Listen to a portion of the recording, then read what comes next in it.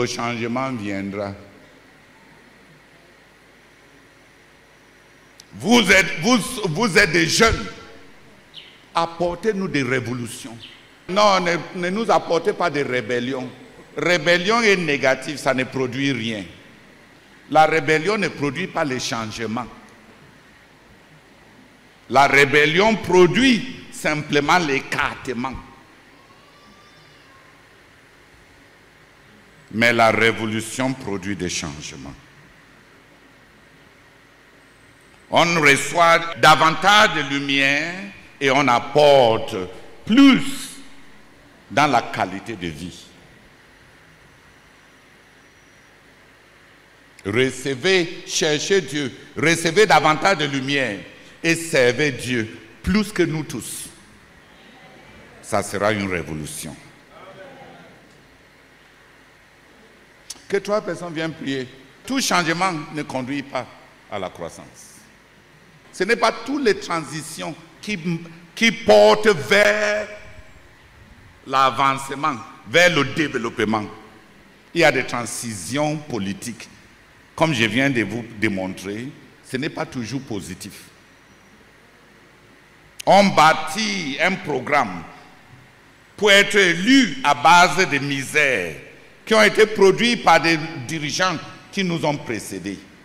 Et quand on entre là, et on a l'occasion de faire mieux, il s'avère qu'on avait tellement braqué, fixé nos pensées à détruire l'autre, qu'on n'a pas la force pour construire quoi que ce soit. Qui a enlevé à Moïse son ministère? C'est la colère qui a éparpillé Simeon et Lévi pour ne pas avoir leur propre héritage qui les est propre. La colère. Un homme colérique a dit au ciel qu'il ne va rien garder. Il est capable de perdre tout. Donc il ne peut pas être un intendant de Dieu. La colère garantit que tu n'auras rien qui t'est propre.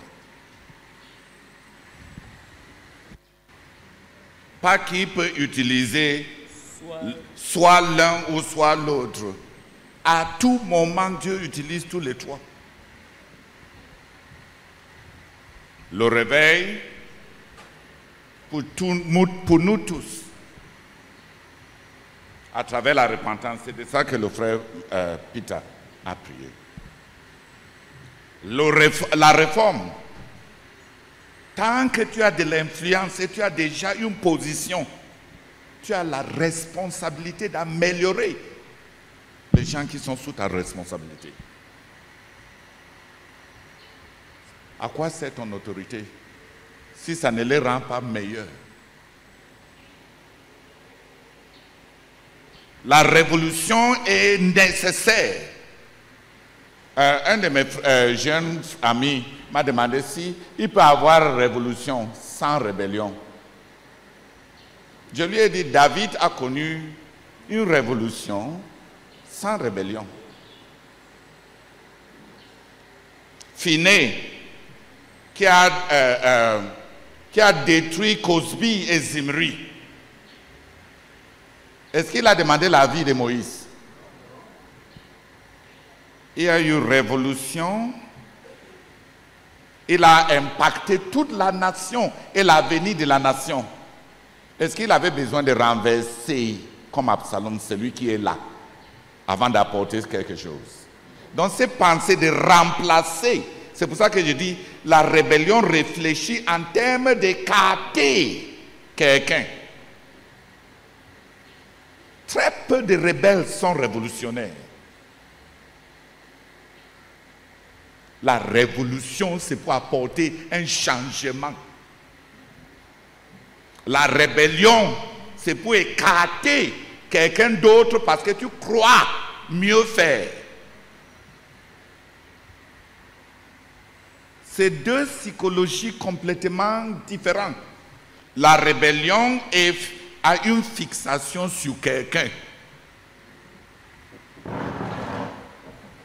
La révolution a une idéologie passionnante. Un idéologue qui veut la révolution ne peut pas se permettre de se rebeller. Gandhi. Si tu veux le bien de l'Inde et l'établissement Angleterre est fort, tu ne peux pas t'élever contre la machine impériale de la Grande-Bretagne si tu veux changer la destinée de ton peuple. Gandhi. Pour de telles personnes, il préfère aller en prison plusieurs fois et casser et manifester la méchanceté de l'établissement qu'il est en train de combattre que de prendre les armes pour avoir des résultats rapides qui ne vont pas perdurer. Comme le Seigneur Jésus a dit, celui qui prend l'épée périra par l'épée. On prend l'épée pour écouter la révolution. Parce que celui qui a pris l'épée va faire un changement temporaire. Parce qu'il a planté l'épée qui va l'enlever.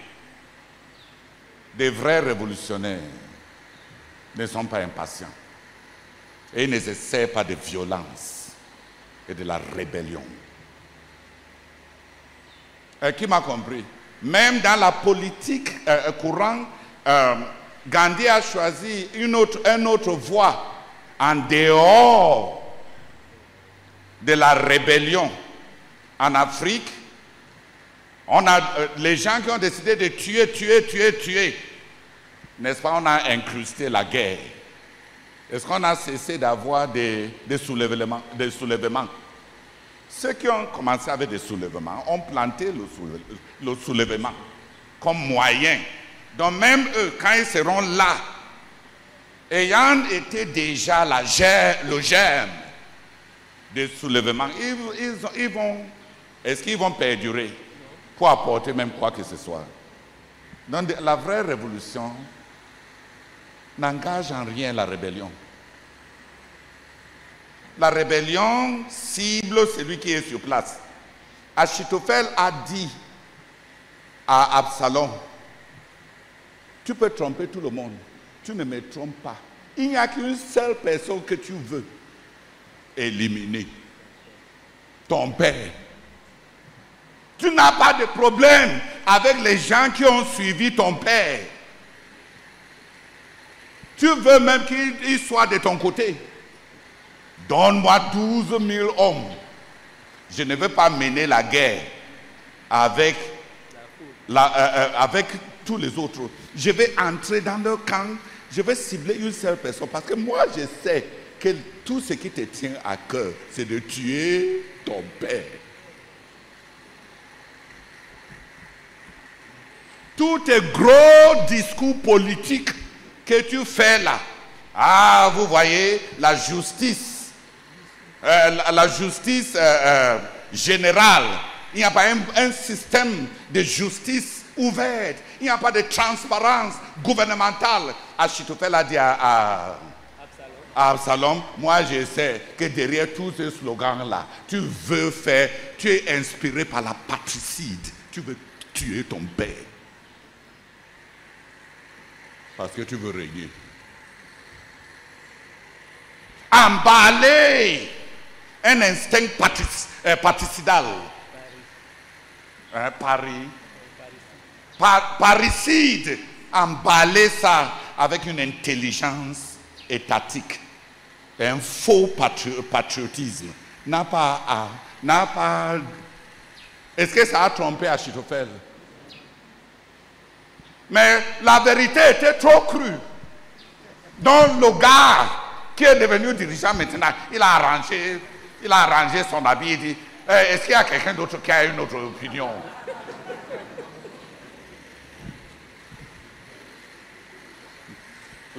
La vérité était trop crue. La rébellion, comme Achitophel a dit, cible toujours une personne. La rébellion n'a pas de problème avec le système. Parce que les rebelles ont servi les gens qui voulaient libérer de l'autre. On te donne tous les discours pour te libérer de quelqu'un. Mais on va te servir à soi-même. Pire que quelqu'un n'a jamais été asservi par l'autre que tu critiquais. Tous les rebelles sont des pires tyrans. David a fui Saül pour ne pas rebeller. Mais il a aussi fait la place à Absalom au cas où il a tort. Si c'était Absalom qui était à la place de David, il allait tuer Saül, n'est-ce pas? Et dans son royaume, un Absalom ne va jamais surgir. Viens dire que Dieu t'a oint. Il va te demander que il y a combien de oints dans le royaume. Un Absalom celui qui ne peut pas vivre sous un autre, ne peut pas tolérer qu'un autre soit comme lui. A Tale of Three Kings,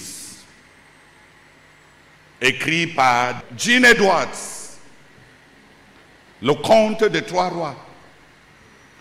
Celui qui suit le chemin de brisement connaît la soumission, mais il connaît aussi faire de la place pour les autres que Dieu peut susciter. Celui qui tient à renverser un autre sera plus brimeur que la personne qui vient de renverser. Et il ne va pas tolérer quelqu'un d'autre.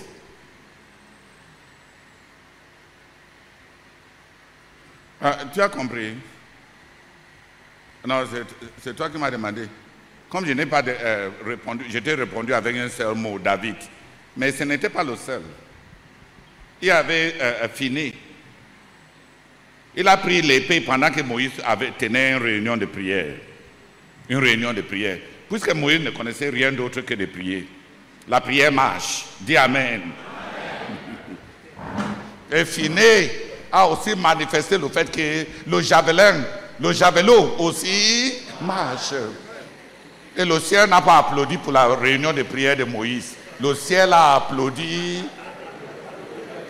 pour le javelot de Finé. Il y a un moment pour agir. Dis Amen. Et les jeunes doivent agir quand il faut agir. Mais il n'a pas été iconoclaste. Il n'a pas voulu renverser. Il n'a pas voulu dire à tout le monde, vous voyez, là où Moïse nous a conduits avec son leadership, un faiblard qui ne peut même plus gérer les gens qui font l'égarement devant lui, incapable d'excommunier même les gens. Est-ce qu'il a transformé ça pour renverser Moïse? La rébellion n'est pas la révolution. La rébellion n'est pas intelligente. La rébellion se nourrit de l'amertume. La révolution se nourrit d'une passion idéologique. On veut tellement avoir quelque chose de bien qu'on ne peut pas tolérer d'empêcher ça par nous-mêmes. On ne peut pas. Étant imbu de quelque chose à apporter, on ne peut pas court-circuiter ça, hein, en voulant aller à l'encontre d'un système qui nous dépasse. Les gens révolutionnaires ne sont pas iconoclastes. Ils ne le sont pas. Ils veulent tellement apporter du bien qu'ils sont prêts à souffrir pour cela.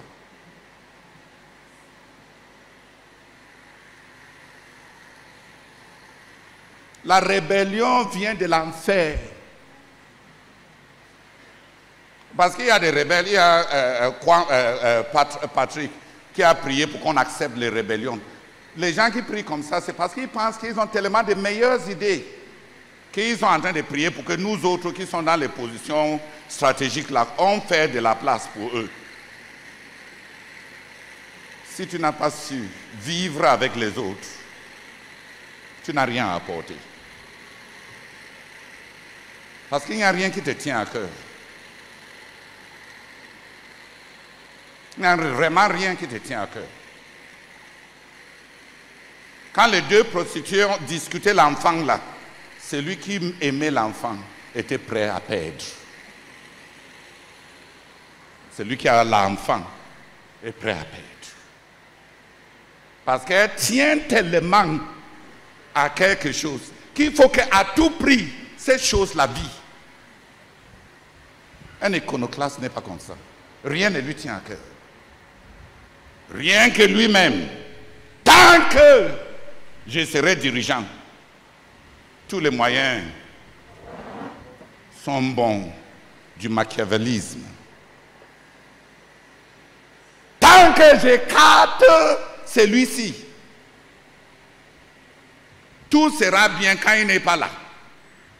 Le véritable venin et le véritable virus de telle communauté, c'est le dirigeant-ci. Il faut qu'on l'écarte. Et automatiquement, tout sera bien.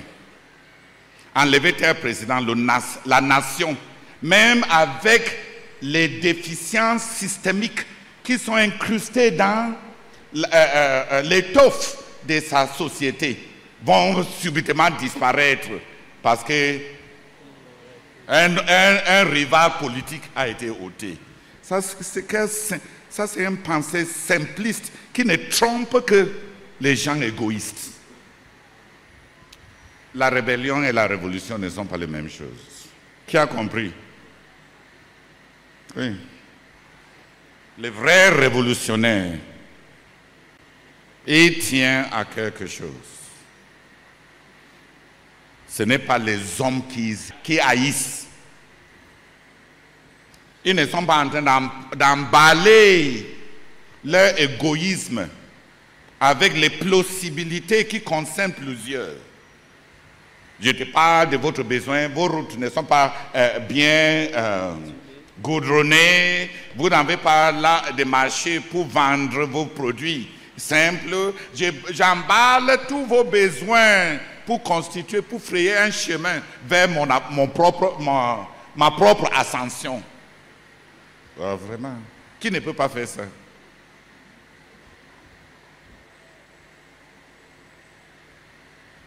Les Africains ramassent avec une intelligence un peu au-dessus des moyens la misère des populations pour accéder à des positions de luxe et de l'affluence personnelle. Ça trompe qui? Les politiciens sont les amis de la population pendant les campagnes électorales. Est-ce qu'ils restent amis de la population après?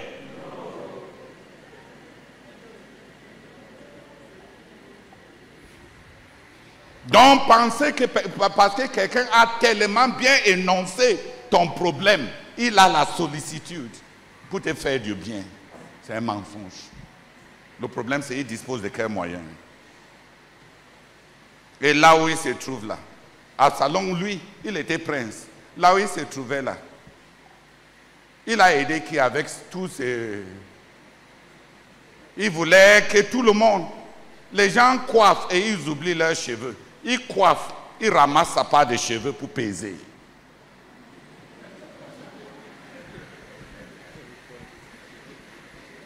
Il pense à qui?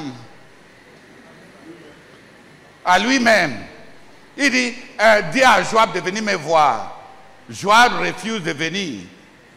Il dit, brûle son champ. C'est celui qui veut la justice pour toute la nation.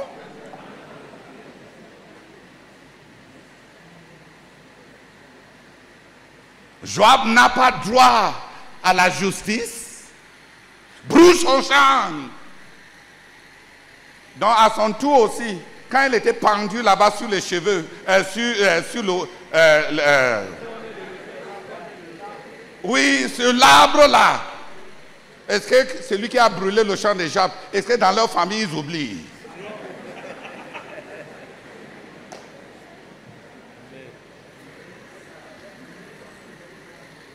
avec ces mêmes élans de cœur, brûle son champ, dès que son cousin aussi était en position de force, il flèche-le. Gérons les conséquences après. Il faut l'abattre. Donne-lui la mort. Et quand l'autre hésitait, il a dit, donne-moi les choses.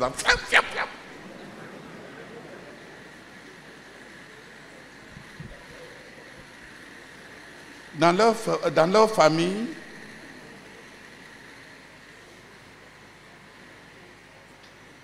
donc quand tu vois David, qui ne veut pas couper la tête de Chimée, c'est parce qu'il est rempli du Saint-Esprit. Parce que dans leur famille,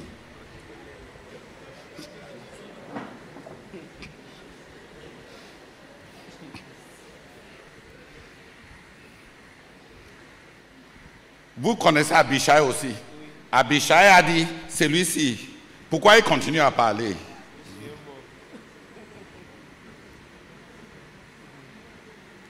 On est descendu au niveau où c'est le chien maintenant qui nous parle. Et le chien mort. Il a même dit, c'est chien mort. Et David plutôt s'est fâché contre lui. Qu'avons-nous de commun? Nous n'avons pas le même esprit. Mon propre fils, issu de mon sang, cherche ma vie et tu veux que je venge un benjamite.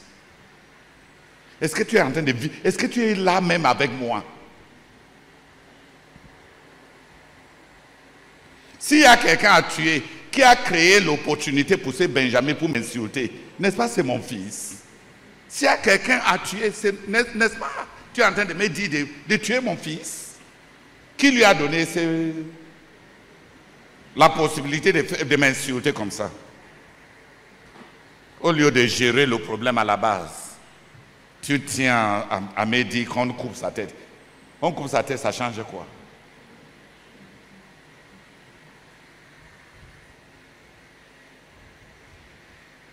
Comme vous êtes jeune, c'est facile de synonymiser la rébellion avec la révolution. L'envie de remplacer les autres.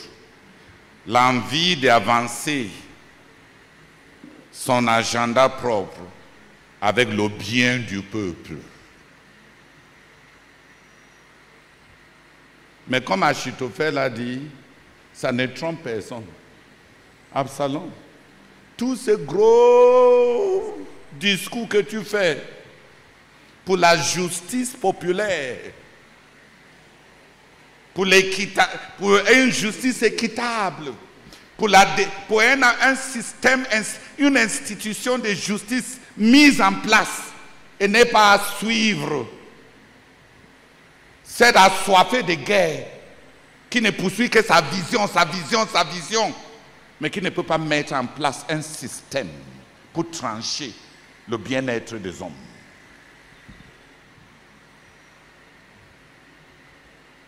Et les gens qui parlent comme ça, c'est comme si dans la psychologie des hommes, il a volé la nation en 4 ans, que son père a gagné pendant 40 ans. On peut voler les gens avec la bouche quand on n'a rien fait. C'est le chemin facile. On flatte les gens, on embrasse les gens, on les rassure qu'on connaît leurs problèmes. Il a fait quoi pour qui? Est-ce qu'il avait même donné un seul plantain à quelqu'un? Il n'a rien fait pour le peuple. Mais avec une intelligence dialectique, il connaît rassurer les gens, flatter les gens, flatter les gens.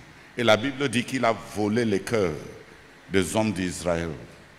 En 4 ans, il a réussi à voler un royaume qui a pris 30 ans à son père pour bâtir.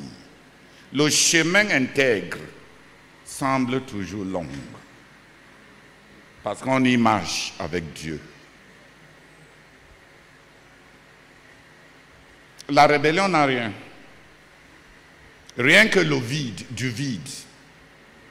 Et d'une grande intelligence et une grande beauté qui l'emballe. Absalom était beau. Dis Amen.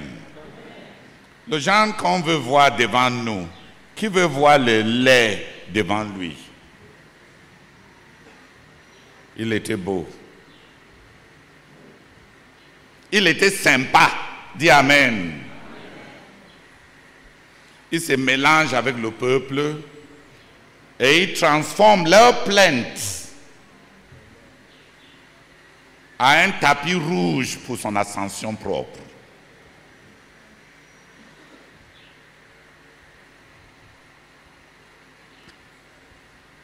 Mais comme la Bible dit, celui qui prend ce chemin, un homme noble, s'établissent par des moyens nobles. Il n'y a que des impies pour prendre des raccourcis machiavéliques.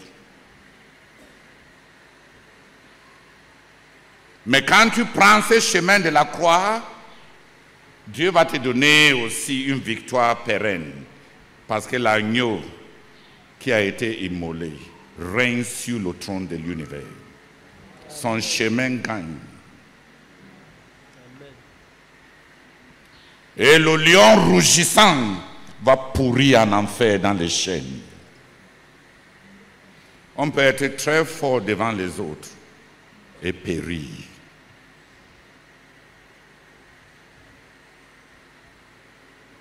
On peut avoir l'air d'avoir perdu. Heureux les débonneurs, car ils hériteront la terre. Pas le ciel, hein, la terre.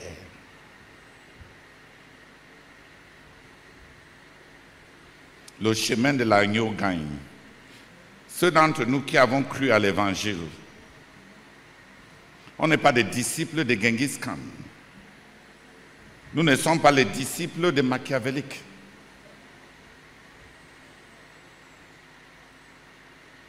Nous n'avons pas suivi le chemin martial des grands seigneurs de guerre qui ont régné dans les empires passés.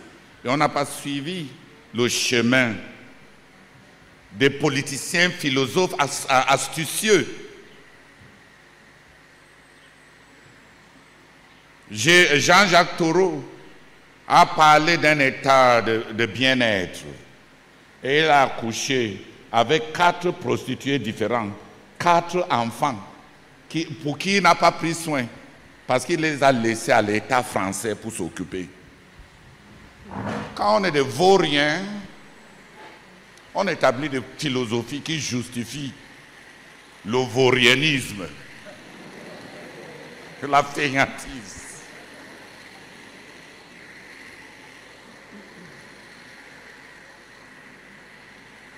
Tu as compris?